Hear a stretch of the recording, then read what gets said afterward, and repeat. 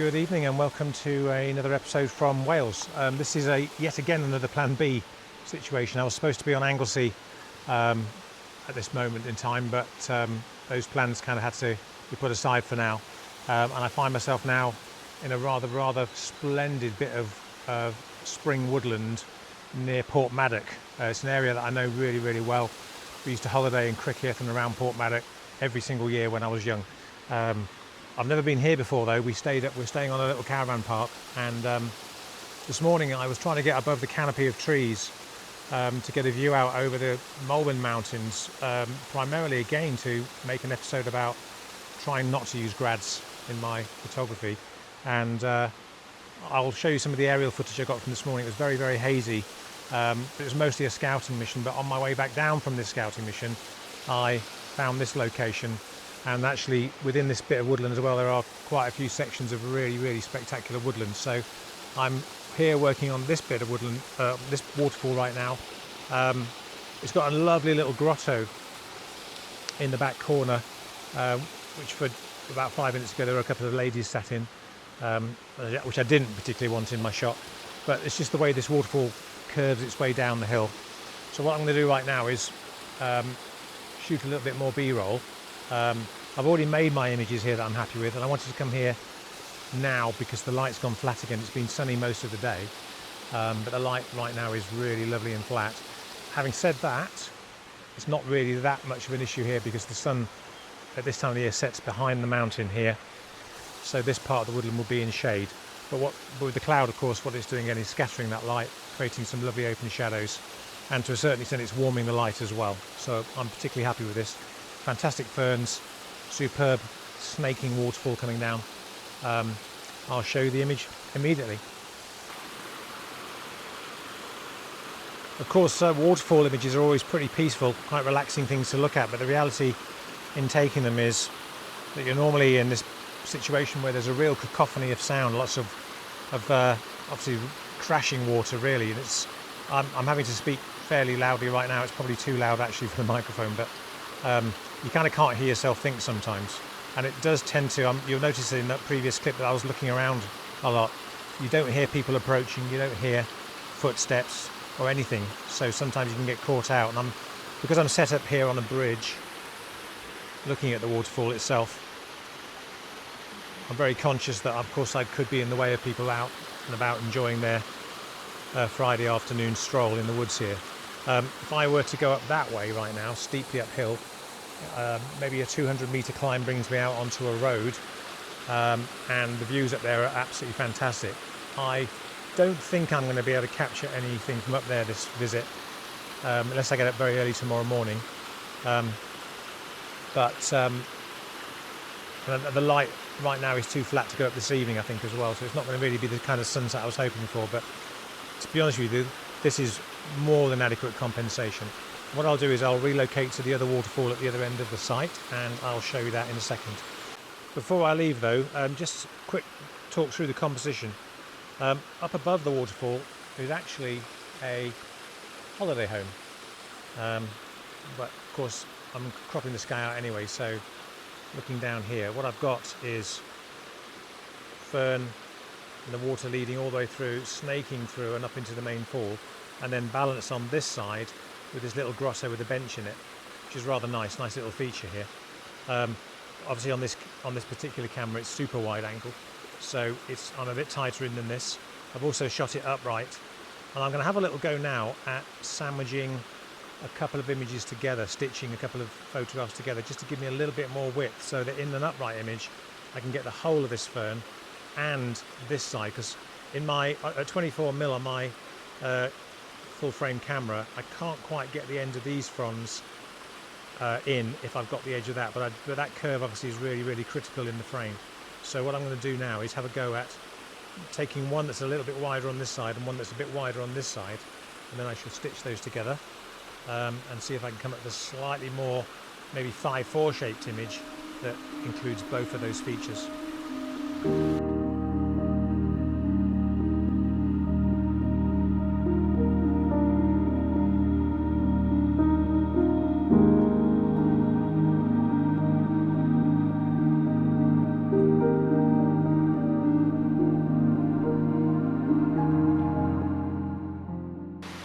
And what I usually tend to do when having photographed the kind of main scene at any given waterfall is I go then looking for details. I can spend hours now just looking at maybe fern fronds or little bits of moving water. What I've got down here in front of me is just a small bit of water flowing, and it makes a lovely detail. The riverbed is that lovely rich red brown, and with the water flowing over the top of it. What I'm doing here is I'm making the exposure, it's a 1.5 second exposure. I've stopped the lens down to f13 at the moment, which, as you can see here, is my sorry, I nearly fell over into a tree then. This is my 100 to 400 lens, and I'm looking at a detail down at the bottom of the fall here, just under the bridge. So literally just that little area there. And if I go to the screen and get a sense of that, I'll just bring up the previous image. And there's the frozen image. What I wanted was that kind of halfway to being milky water effect, which I really like. There's a little bit of dynamic flow in it, but there's all the details along the edge here in the little stones that are poking out through the waterfall itself. So that works particularly nicely. I'm going to do a couple more of these, going a little bit closer on it, and then I can see downstream there's something particularly nice with some mosses, and there are also a few more details. If I just come up here slightly, again mossy and ferny. This is a particularly nice little bit of waterfall here, but some of these ferns are absolutely gorgeous. If I can find a way of juxtaposing them with some moving water. There's one back here. If I can go up to the grotto, let me just go up here quickly. There might well be a way of making that work. Just looking down, trying to make that work against the flowing water behind it. Certainly maybe with some of these fronds in it as well. But again, it looks a bit jarring here right now on the back of my phone, but actually it might well be, with a long exposure and things frozen, that things work a treat.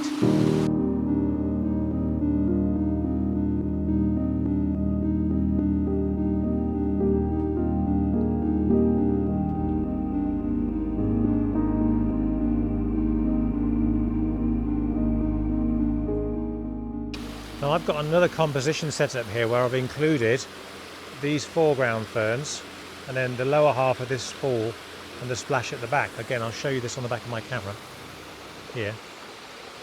And if I show you a frame I've just shot, I'm going to talk about this subject a little bit now, which is why I use grads when I'm shooting waterfalls sometimes. Today is actually really good light, but a lot of occasions where you're working in a really dark space, you've got this incredibly contrasty scene. I mean, the very latest sensors are probably going to be able to capture absolutely everything, but if I show you the previous frame I shot, now what you'll notice on here, you can see them, there's that burnt out highlights along the top of the water here, and there's also blinkies in the black as well. So basically the contrast here in this scene is too much for the camera to handle.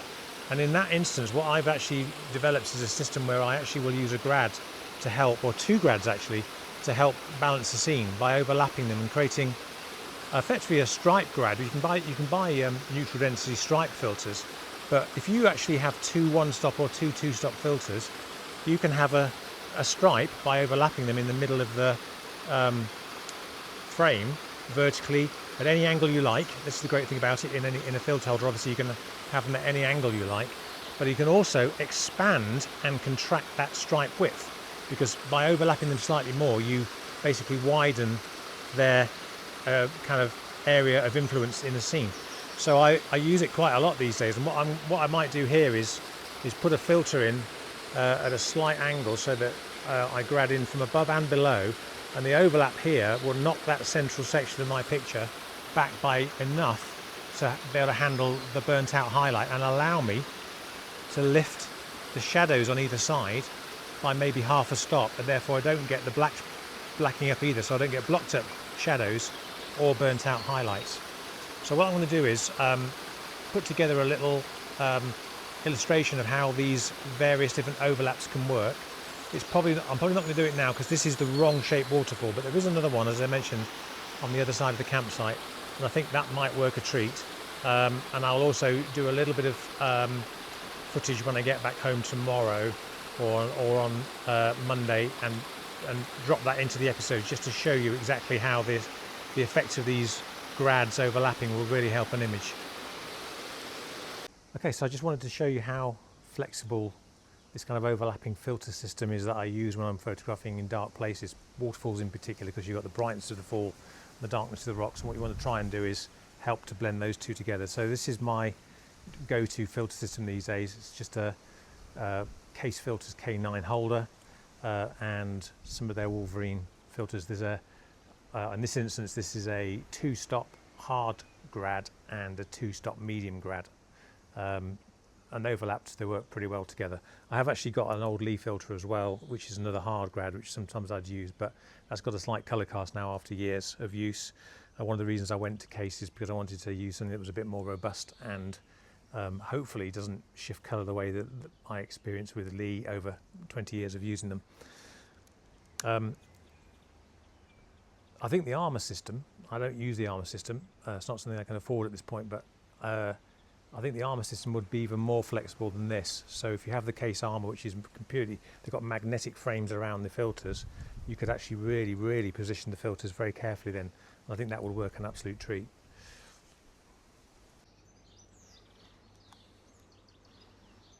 Okay, so first off, with two filters on the holder, you can see at the moment I've separated them out slightly, and what I've actually got here is a lighter stripe in the middle and darker on each side.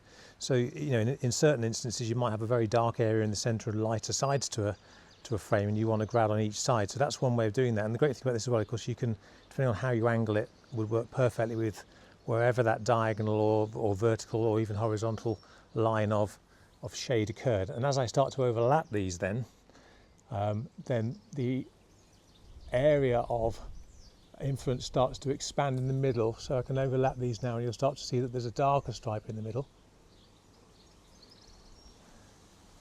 And that obviously can be angled at any angle, but the best thing of all is that unlike a stripe grad, this can be expanded. So I can expand that area and make for a wider stripe. So now I've got a fairly broad stripe in the middle, or I can contract that stripe and bring it back together into a thinner band. And I've got a lot of flexibility then with my filter system in the angles, in the width of the stripe I want to put into play, and whether it's actually a negative or a positive stripe as well.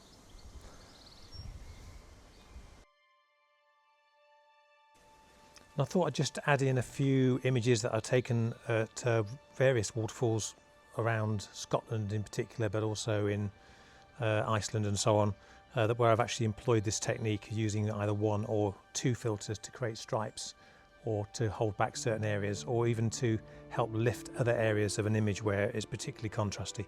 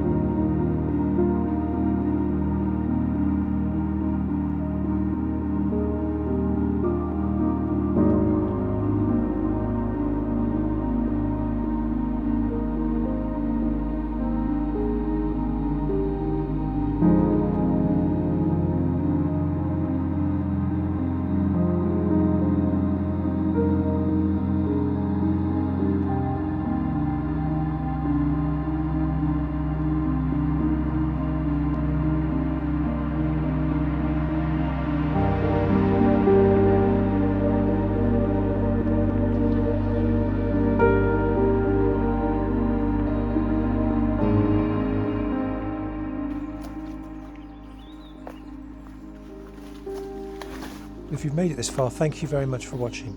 Stout to my leg like a log. If you enjoy my photography and short films, please hit the subscribe button to see more in the future. Your support really will help me to get out and create more work.